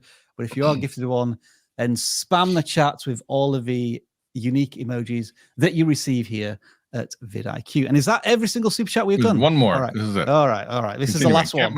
Can't monetize channel because accomplished or reused. Oh, I see. Likely. So yes, possibly as long as it's not reused content. I understand what you're saying. Gotcha. Yes. Funnily enough, we have made a video about that as well, which is coming out on Monday, I think. Wow. I think it's about copyright and reuse content. Yes, you can happily make content on YouTube and never know you're kind of hitting this reused content question until you apply for the YouTube Partner Program, because it doesn't necessarily break community guidelines. But if you are just repurposing other people's content from other social media platforms, or you're just using clips from elsewhere and you're not transforming it, then you're not adding an original spin or value to the content. And so it will be treated as reused. Whew. So can we wipe those things so we can just have people that are in chat? Yeah, so you just click on the stars and then it removes the existing ones. No, I mean the form. You want me to delete the form? Yeah, so you don't want me to do the giveaway tool solution. Well, we can. I mean, do you really want to do that? We can. Yeah, because it's that easy to do that, right? Until we get the John Smith YouTube channel and we try to find that for 3 hours. But sure, let's do that. Yeah, let's do that. All right. So, Rob, for me, I think this is a good segue to disappear. So thank you very much. I appreciate you. I appreciate you supporting us during the first hour, Alexi. It was very much appreciated. All right, take care. Right. Bye. So maybe that should be our hashtag. Alexi's gone. That almost sounds like people are celebrating that. Gone from the stream. Let's make it clear. All right, so you're gonna have to make sure you type all of that out and only type it out once. Well, maybe that's a bit too long, but oh well. Yeah, it's fine. It's one of these. It's one of these live streams. Like sometimes they go perfectly, beautifully. I had that feeling last week when Dan was hosting. This week, it's been a bit of a technical shambles, but it is what it is. It is what it is. Fine. Imagine if that happened when you're here by yourself. That would have been fun. Yeah, that would have been nice and awkward. Near disastrous. While we're waiting, I got my little Prime Day upgrade I got the other day. It's a Ryzen. Oh yeah, I was asking people what they were going to buy for their Prime upgrade. So you got a new CPU processor? I'm going to get some other stuff too. I think I'm going to look after the stream real quick. See if there's anything else I need to pick up. Is it a learning computer? This is for the studio computer. My gaming computer is good, but this is for this computer. I'm going to upgrade this computer. Probably won't make too much of a difference, but you know, who knows? 120. All right. Thanks. ominous vidIQ chat person, whoever said that. All right, so we play a little game here where I draw and I try and time this with a drum roll, and I never get it right. Here we go. So I don't know if this is going to sync up or not. No, it was too fast. Yeah.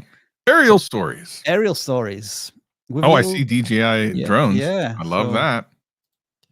I like DJI drones. I get an idea that we should have an immediate idea what the channel is about.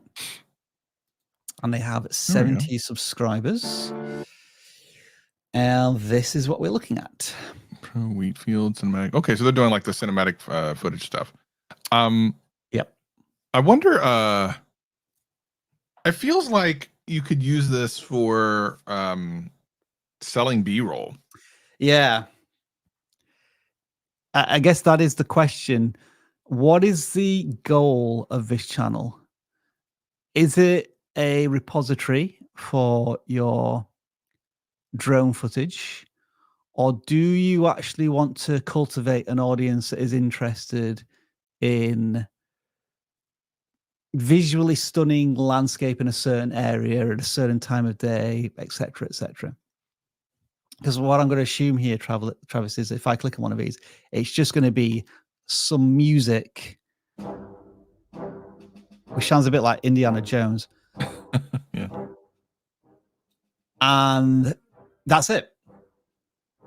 Which is, I mean, cool if you know the area or if you're looking at a spectacular area. But perhaps the more intriguing thing of this is if you could somehow get this stuff to a platform that sells B-roll and then just make money off of it. To me, that makes more sense for something like this. Now, I guess this is interesting that we have now have a narrative. Oh, there was for like 3 seconds when we caught somebody on a bike. I'm wondering if that could have been turned into an entire story. So this is the bit I wanted to focus on. You put up the lower third of like the video and subscribe. But I guess the really big question here is why? What is the big pull here? Because for me personally, I've seen hundreds of cinematic drone channels at this point, and I've never subscribed to one of them, right? Because it's to me, it feels like a casual, fun distraction for maybe one video. But I don't want to be a subscriber to this stuff over the long term. Maybe I'm not the right audience. I still think that there's a pretty good opportunity to make money off of this. So if it was me, that's what I would be trying to figure out how to do. Is like, how do I monetize this? Because there's a lot of creators out there that want drone shots but don't have a drone. So work with that. That's what I would do. But you're building a business at that point, really, aren't you? Rather than a YouTube community. Yeah. But there's nothing wrong with that, I guess. No, that's fine. We just need to be clear of what the creator's intent is. Yeah, of course. I haven't done anything in the community tab for a while, so that wasn't particular. So they did do some DaVinci Resolve tutorials a little while ago. So there has been a pivot on the channel. Yeah. I guess the other question is here, if Aerial Stories was able to find another successful aerial drone footage channel that has started maybe in the last year to 6 months. I'm not talking about a channel that was made like 10 years ago when this was maybe new. The technology was fairly new. It was hard to get a drone. Everybody can own a drone now. I'm wondering if there is a recent channel that's had success in this genre that I can maybe take some ideas and inspiration from. Because at the moment, I don't think there's enough here to build an audience around. Other than I found cows in a forest with my drone. That could be interesting if there was a story behind that. Yeah, maybe add actual stories to video. That's what I'm thinking as well. Yeah, because I feel as if it's a very passive experience, aerial drone footage at this stage in 2024 on YouTube. Yep. Aerial stories, Ed. Let's draw another channel. I'm gonna wait just a little longer this time, I think, to play the drum roll, which is now.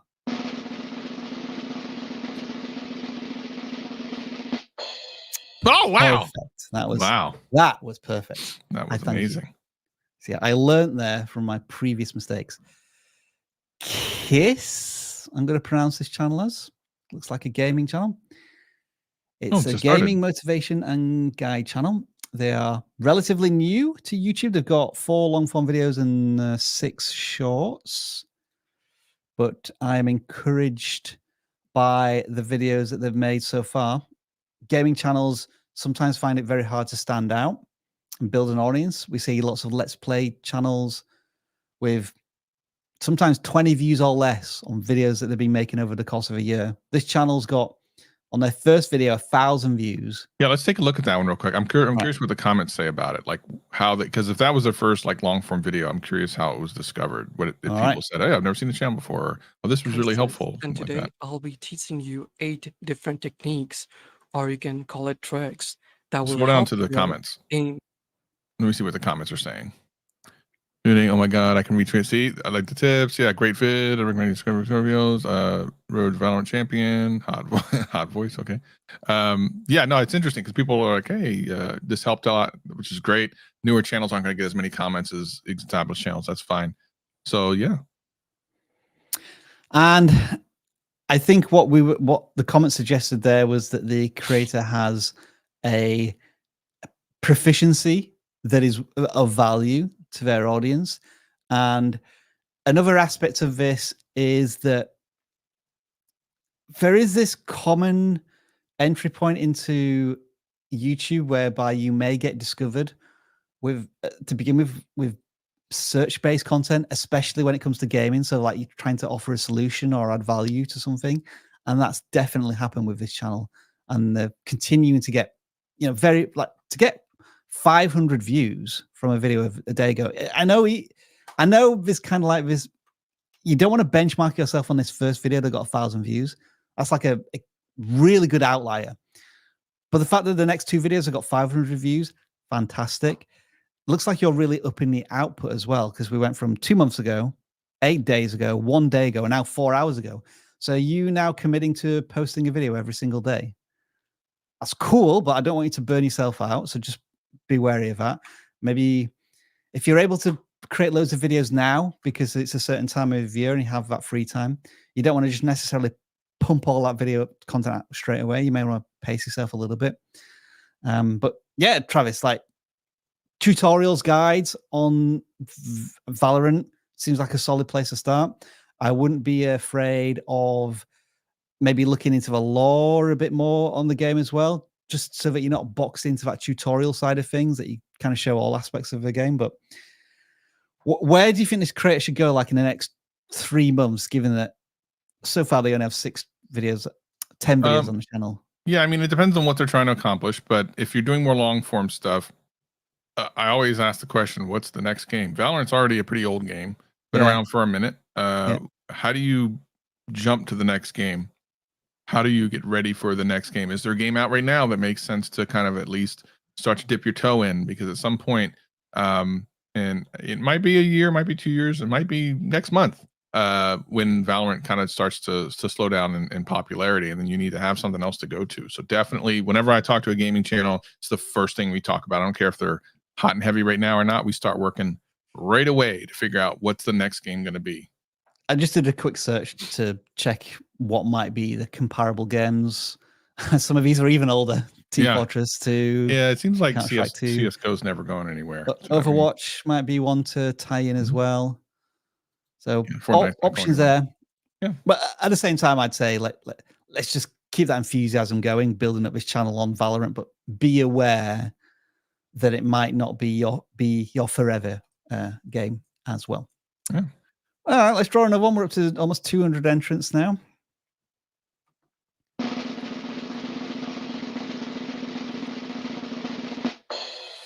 little behind on that one. ShawteyPie. That's a cool name. ShawteyPie. Looks like an arch channel to me. With very cool. 1,500 subscribers. All right, so they must have had some success with shorts. Yeah, must be a shorts channel. Let's just check there. 1 month, 2 months, 5 months. Okay. Definitely shorts. 315 videos, which means most of those are probably shorts, right? So yeah. Cool.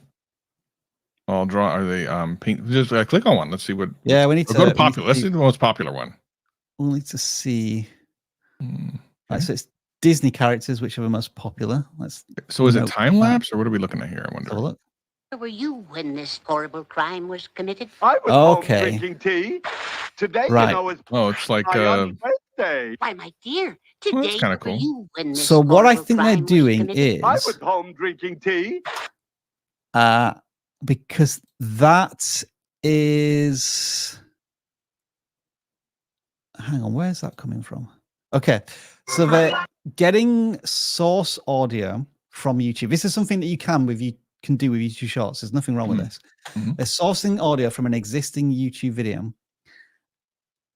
Not all of the audio from that, but they're sourcing a portion of it, and then they have this book, this coloring book that today, you know, is are they doing that for every video? Why, my dear, today Is that every video they're doing that? So they're showing like the transition of. Yeah, click that again. Click that one. I can't see that. Yeah. Oh, yeah. Okay. She's delusional. Delusional? Right. Of course I'm delusional.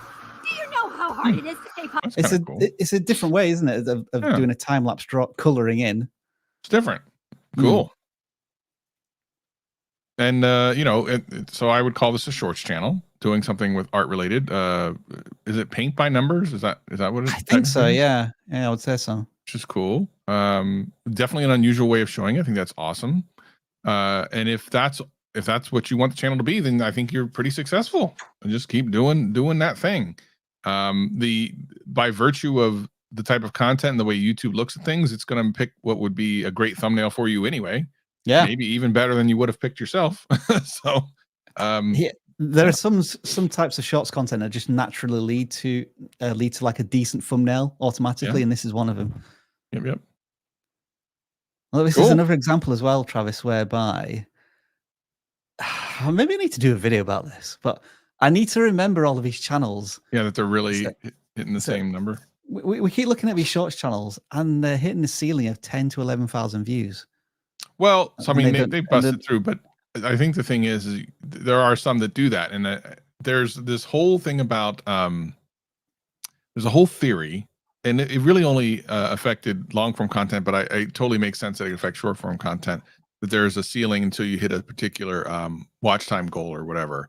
This is something that I know that Mr. Beast was working on, and this other stuff. I don't know, but it's so down the rabbit hole, and it's such a weird thing. I think people would obsess about. I'd be worried they'd be worried about something that they can't really control. Cdawg. And just continue to make content. Eventually, it'll bust through. Okay, this might be a tricky channel to find. So, sort by channels. We are looking for. Yeah, what do they look like? A red Roblox like character. It's interesting that spelling is so popular. If it's Minecraft, maybe type in you just got really confused because now we channels. Well, I've explained this phenomenon actually. Yeah. In that one video on how the YouTube search algorithm actually works. Where is this channel? I'm struggling to find it. Put in 0012 at the end of your name at the top of search. What, me? Oh, yeah. Because look at the comment. Look at the comment on screen. Can you not see what? Oh no, sorry. I was. There he is. That's the handle, right? Okay. Thanks for being in the comments, Travis. That okay, here's just a little insight into. Let's at this point, let's make. I mean, it's cool that you've used our free certificates. Awesome, you can do that with our tools. But does the audience need to know this in the packaging? I would maintain that you should continue to make the content about your audience. And if you want to mention in the video itself, maybe 2 or 3 minutes in, not as a hook, thank you for hitting this milestone. That's awesome. Include it. But I wouldn't necessarily make subscriber special videos because the audience just generally at this point in your journey aren't invested enough yet. Yeah, agreed. But I mean, congratulations. That's great. 500 subscribers is very difficult to hit. A lot more difficult than you might think. Been at it for about 8-9 months, right around there. Trying different Minecraft stuff. Again, this is one of the things where are they doing a lot of shorts? Because it looked like the long form content's done pretty sporadically. Oh yeah, look at that. Very consistent views. 10,000 views again. Let's see if we can continue to support this conspiracy theory. Yeah, around 10,000 views, 12,000 views. It's another channel. Yeah, very, very specific number range for sure. Yeah, good stuff. I mean, I think shorts in this particular niche and stuff is probably going to be easier to hit bigger numbers than long form content, because if you look at like any kind of Minecraft channel that's doing really big numbers, their production quality is really good. Dan would probably have a lot to add about this channel on it. He'd be looking at the episode numbers here and thinking, this is cool. Make sure that when you get to there's a natural break in the series, you want to collate all of these together. Yeah, you're going to end up with a 4 to 6 hour epic. Viewers like that. They like long series where they can just watch something. And what they'll tend to do is watch the video in blocks, like 2 or 3 hours at a time, because YouTube's watch history, the way it works, it should mean that it still appears in the homepage if you haven't finished watching the video previously, or the viewer just pauses it and knows they want to come back to it at a future time. So yeah, I don't know how long this series is going to last. Maybe after 10 episodes, you just want to collate what you've got. And the view counts are solid. Again, you know, Minecraft channel getting hundreds of views at this point, that's encouraging. But you're also doing shorts which have success with them as well, which is good to see. Good times.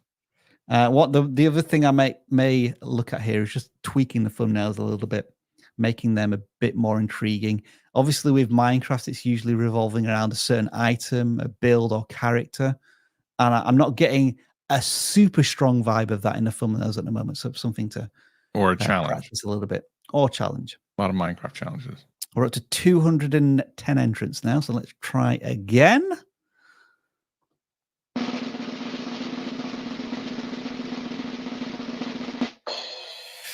Oh, Flowers there. I saw Flowers. Superush.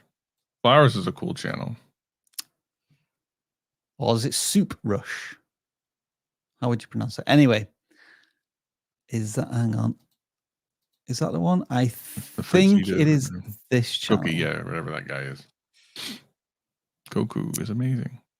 Oh, hey. Okay. Thank you so much. ASMR Game Store. It's good to see. Shouldn't you be in school? What are you doing here? Are you out of school right now, kid? What is going on here? So in the UK, yeah, I think the UK. Well, and it's nearly 5 o'clock here. If they are in Europe. Is it your bedtime? Hey, come on now, Savage. Just kidding. Just joking. So this channel has done a lot of videos already. 300 videos, which is an incredible amount of output for a channel of this age.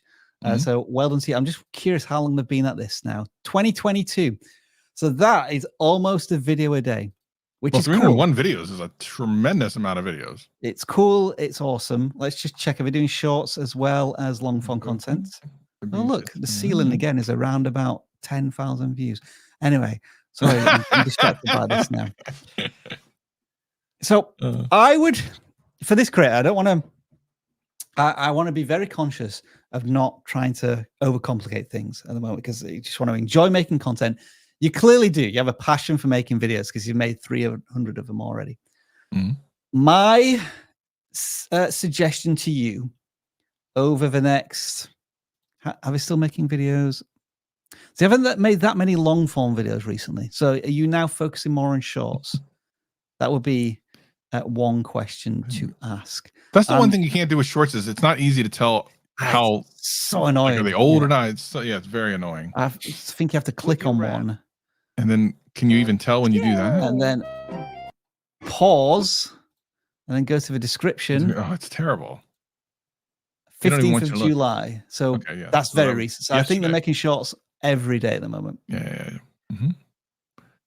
Yeah, I mean, shorts are going to be easy to do and be able to pump out. And, you know, you can kind of go a little bit more broad.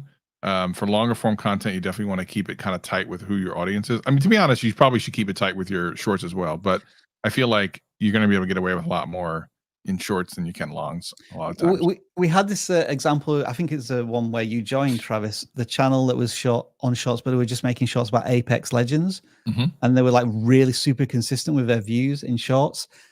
You know, this channel is jumping a little bit around through football. I think I guess it's Dragon Ball Z is coming up quite a lot, but not all of the time. And then it's kind of looks like you're maybe taking clips from elsewhere. Yeah. So there is certainly a scattergun approach here at the moment. So I think what I would encourage the creator to do going forward is just thinking a little bit more about how you watch content. And what I mean by that is you probably have your favorite creators who are probably specialized in something. You watch one person who talks about Dragon Ball Z all of the time, and you'll watch another channel that's all about football, and you'll watch another channel that's all about memes. And right now, you're kind of everything and nothing, which is why sometimes you get 500 views, but sometimes you get 1 view, and why you sometimes get 700 views, and then sometimes you get 20 views. Let's try decide this channel is going to be about my passion for Dragon Ball Z. And if you want to start another channel, which is about your passion for memes, and another channel that's your passion about football, cool, do that. Just don't stop loving making content, which is, I think, something that you clearly have a passion for. So keep at it. All right. Another channel for you from the Alexi left this stream competition. DOCO Stories. I hope these are documentaries. I'm so kind of obsessed with documentaries. Been watching a lot lately.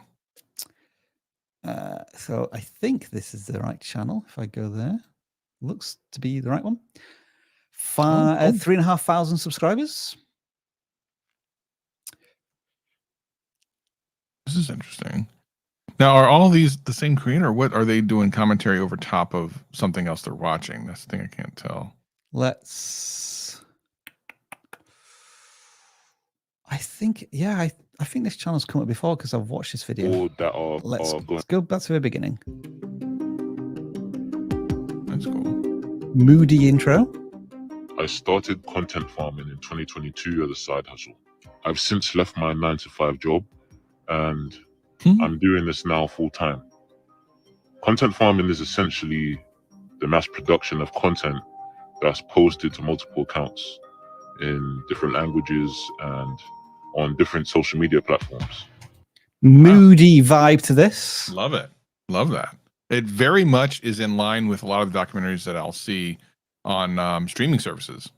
Like the mood, the music, the kind of the shot selection, the B-roll, like it's very well done. But again, I'm trying to figure out, are all of their videos like that? Like, was that shot by this creator? I'm just want to be really clear. So that was 2 minutes, so a very short one. So let's just try the next one and see how different it looks. It does look completely different, doesn't it? Employers reveal why Gen Z is the hardest generation to work with. According to a recent survey of 1,300 managers, 3 out of 4 agree that Gen Z is harder to work with than other generations. So completely different, quote unquote host. Here's my concern. Either we're looking at one of two things. A channel that's like repurposing other content, or really excellent channel. And I just don't know which it is. I know they're here in chat because the thing is, we make documentaries and shorter factual content.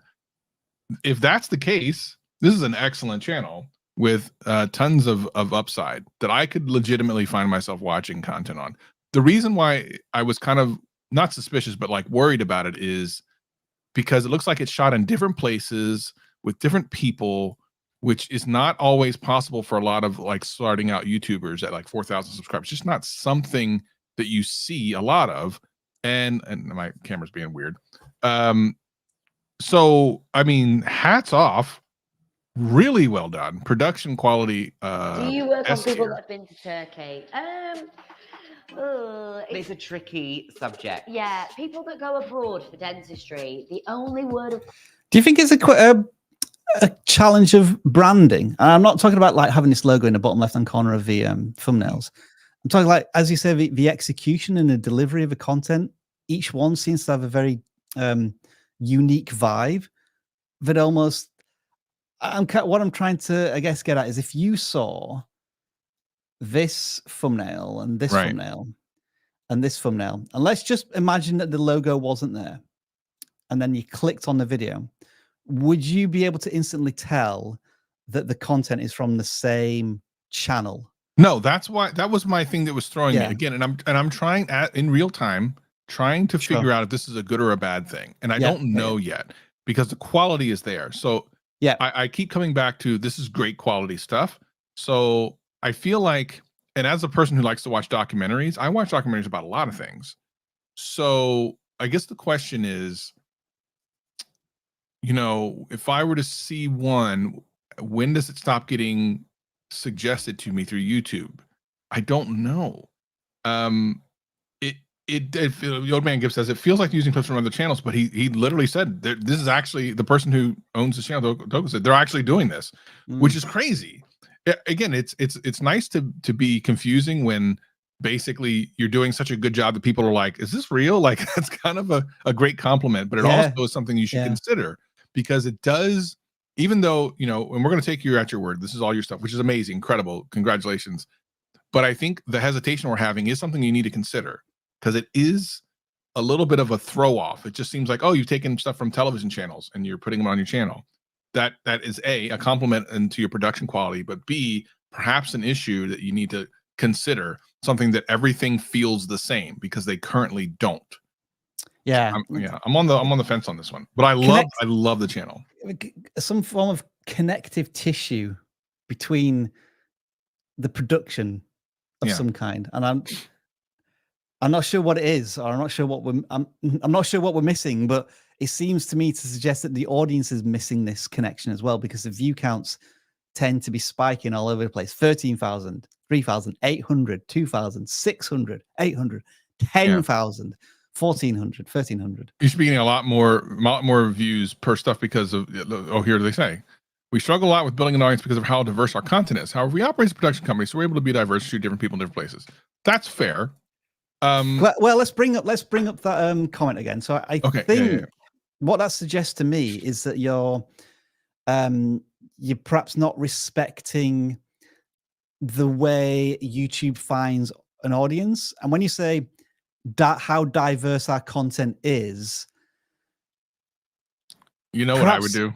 Perhaps you don't have permission and license to do that yet. And I think what Travis is going to suggest is you have different feels behind each thing. I would have a channel per.